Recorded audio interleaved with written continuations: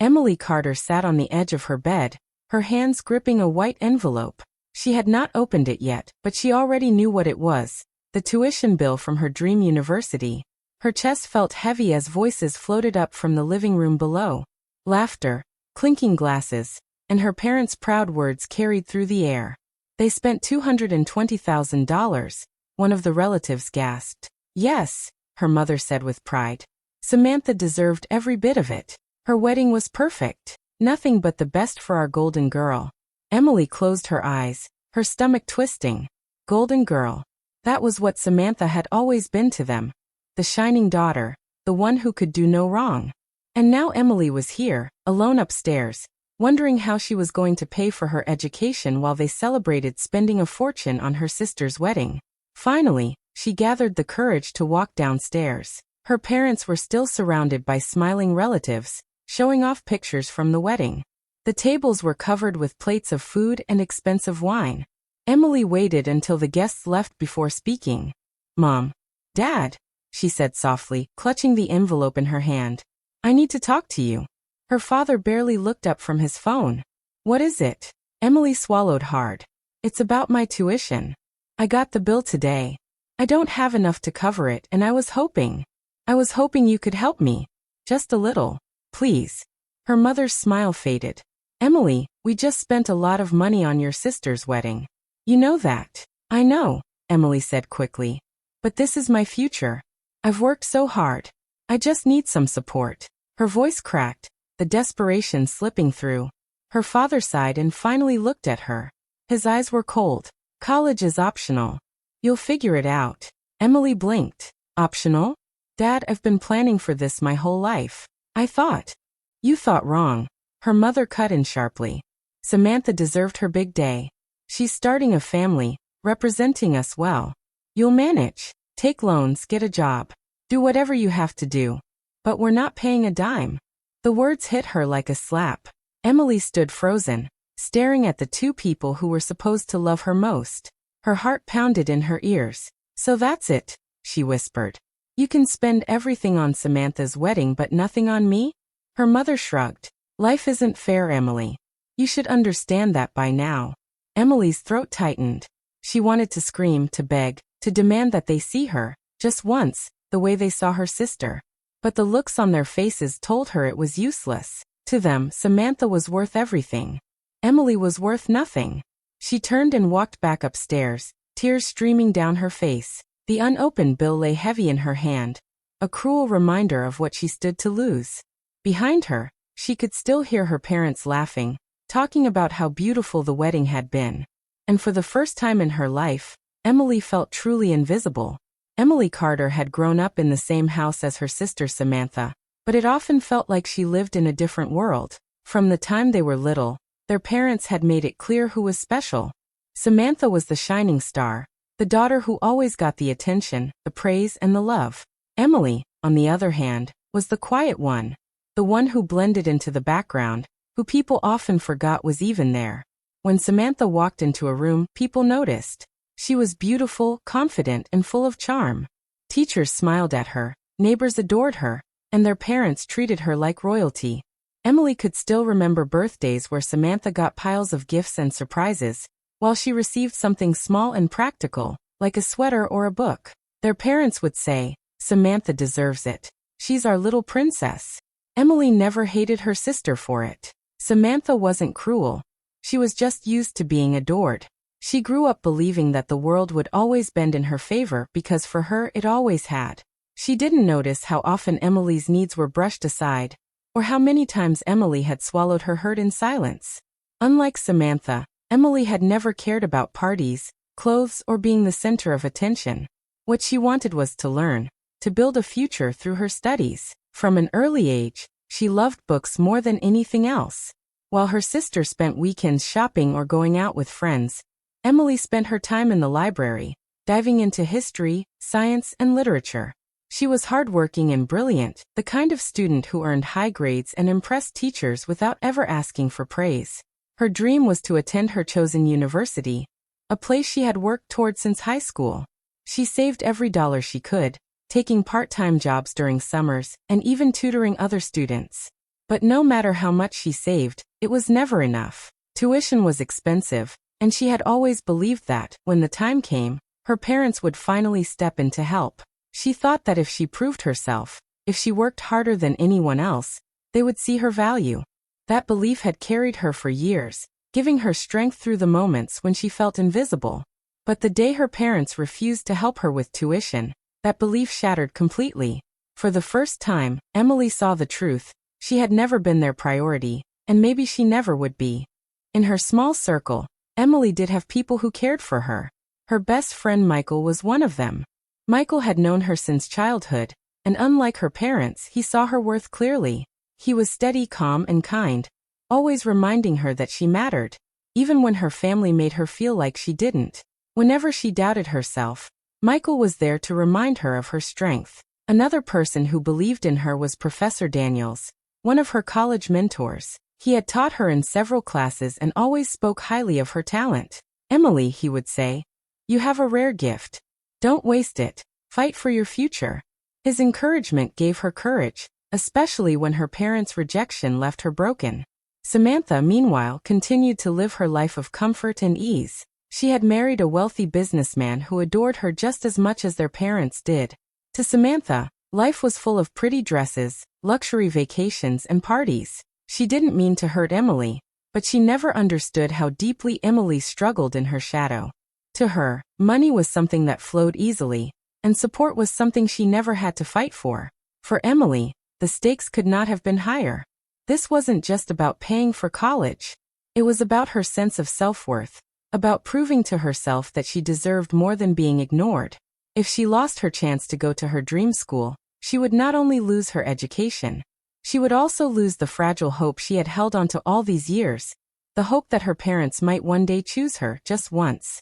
That was the truth of Emily's life. She had always been the forgotten daughter, the quiet shadow standing beside the golden child. And now, as she faced the possibility of losing everything she had worked for, she knew she had to make a choice, either accept the role her family had given her, or fight to create her own future, even if it meant standing alone. Emily sat at her desk one evening, her tuition bill spread out in front of her. Numbers danced on the page, reminding her of how far she was from paying for her dream school. She rubbed her temples, feeling the weight of it all, when something caught her eye. An old folder had slipped from the bookshelf, landing on the floor. Curious, she bent down to pick it up. It was her grandparents' papers. They had passed away years ago, but Emily remembered them well. They had always been kind to her, treating her with a love and fairness she never got from her parents. As she flipped through the folder, she found something that made her heart stop.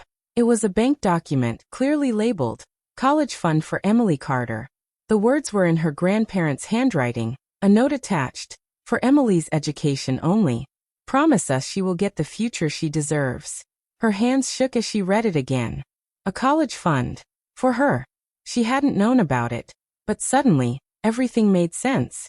Her grandparents had tried to secure her future, knowing her parents favored Samantha. They had wanted to protect her dream. But if this fund existed, why had no one told her? Where was the money? Emily rushed downstairs to her parents, clutching the paper. "What is this?" she demanded, her voice trembling. Her mother frowned. "Where did you find that?" "In the bookshelf. It says Grandma and Grandpa left me money for college. Money meant only for me." "Where is it?" Her father shifted uncomfortably. "Emily, don't start this now." "No." Emily's voice cracked with desperation. "Tell me the truth. Where is the money?" Her mother sighed, almost annoyed. "It's gone. We used it." Emily froze. "Used it? Used it for what?" Her father looked her in the eye, his tone flat. "For Samantha's wedding." The words struck like a knife. Emily staggered back, staring at them in disbelief. You used my college fund? The money Grandma and Grandpa left for me? You promised them, didn't you?" "You promised. It was just money," her mother said calmly, as if it didn't matter. Samantha needed a beautiful wedding. She deserved it. "You'll survive." Emily's chest burned. Tears filled her eyes, but anger rose stronger than her sadness. "It wasn't yours to take. It was mine. They trusted you, and you betrayed them, betrayed me." Her father's voice grew sharp. "Enough. Don't speak to us like that. Family sacrifices must be made, and Samantha's wedding was important. Stop being selfish. Selfish. Emily's voice broke into a scream. You stole from me. You've ignored me my whole life, and now you've taken the one thing that was supposed to be mine. How can you call that fair? The room fell silent, her parents staring at her with cold eyes. For the first time, Emily saw them clearly. Not as parents who might someday love her equally, but as people who had chosen their favorite long ago. She was never going to be enough for them. Later that night, Emily went to Samantha, desperate for her sister to understand. She showed her the paper, explained everything, tears streaming down her face. Samantha tilted her head and gave a small laugh. Emily, calm down. It was just money. You'll survive. You're strong, you'll figure it out. Why are you making it such a big deal? Her words cut deeper than a knife. Just money. To Samantha, it was nothing. To Emily, it was everything. Her future, her grandparents' last gift, her only chance to prove she mattered. Emily walked away from her sister that night with her heart shattered, but her spirit burning. She couldn't undo what was done, but she could choose how to respond. And in that moment, Emily made a promise to herself. She would not let this betrayal define her life. She would not forgive so easily, not this time. She would fight, even if it meant dragging her parents into the light and exposing every dark secret they tried to hide. She would fight for justice. She wiped her tears, straightened her shoulders, and whispered into the quiet room. They may have given Samantha a wedding, but they will not take my future away from me. Emily worked every shift she could find. She took on extra hours at the coffee shop, picked up tutoring jobs at night, and even cleaned offices on weekends. Her body ached from exhaustion, but she kept pushing herself, telling herself she had no choice. Every dollar she saved brought her a little closer to her tuition bill, though the gap still felt impossibly wide. While she dragged herself home late at night, her parents lived in comfort. They showed off new furniture in the house, a shiny new car parked in the driveway, and endless gifts for Samantha. Emily would come home smelling of coffee grounds and cleaning supplies, only to see her parents sipping wine on the porch, bragging about the wedding again. It felt like a wound that never closed. One evening, after another long shift, Emily sat in Michael's car, her face pale with exhaustion. He looked at her, worry written all over his face. You can't keep doing this, Em, he said softly. You're running yourself into the ground. What choice do I have? Emily whispered. They took everything. I can't just give up. Michael hesitated before speaking again. Then maybe it's time you fight back. Legally. That money was yours, left by your grandparents. They had no right to use it. Emily's heart raced at his words. Take my parents to court? Michael, that would tear everything apart. He looked at her firmly. They already tore everything apart. They stole your future. If you don't stand up for yourself, they'll never see you as anything but the forgotten daughter. His words stayed with her all night. For the first time, Emily began to think about justice, not just survival. The next week, she confronted her parents again. She held the paper from her grandparents in her hand, her voice shaking with anger. That money was meant for me. You had no right to use it. You betrayed their wishes and you betrayed me. Her father's face turned red with fury. Enough, Emily. We're tired of your whining. Family sacrifices are made for the one who carries our name proudly. That's Samantha, not you. Her chest tightened. So I'm not even your daughter anymore? I've worked harder than anyone, but none of that matters because I'm not Samantha? Her mother sneered. Stop playing the victim. Be grateful we even keep a roof over your head. The words burned deep, but instead of breaking, Emily felt something inside her harden. She left the house that night and walked for hours, the cool air stinging her cheeks. For the first time in her life, she stopped begging for their love. If they couldn't see her worth, then she would prove it without them. But just as she began to find her strength, Samantha made an announcement that shook everything again. At a family dinner, Samantha stood up with a glowing smile and placed a hand on her stomach. I have wonderful news, she said. I'm pregnant. The room erupted in cheers. Their parents cried tears of joy, hugging Samantha and her husband. Emily sat at the end of the table, invisible as always. Not a single glance came her way. Her father raised his glass. Now this is what family is about. Samantha, you're giving us the next generation. You make us proud. Emily lowered her eyes to her plate, her heart pounding. Once again, Samantha had taken the spotlight, and once again, her parents used it as a reason to push Emily further aside. That night, Emily cried until her pillow was soaked, but when the tears stopped, anger filled the empty space. She couldn't keep living like this, working herself to death, begging for scraps of attention, being erased by her own family. Michael came over the next day and found her sitting at the kitchen table, papers spread out around her. "What are you doing?" he asked. She looked up, determination in her eyes. "I'm preparing. If they won't give me justice, the court will. I'm taking them to court, Michael. I'm going to show them that I matter." Michael nodded, pride softening his voice. "Good. It's time they faced the truth." When Emily filed the case, the shock rippled through the family like an earthquake. Her parents screamed at her, calling her ungrateful and cruel. Relatives whispered behind her back, some blaming her, others secretly admiring her courage. Samantha looked pale and unsettled, caught between her loyalty to her parents and the sister she had always overlooked. Emily stood firm. For the first time in her life, she was not the forgotten daughter. She was the fighter. The battle lines were drawn, and Emily knew there was no turning back. The courtroom would decide her future.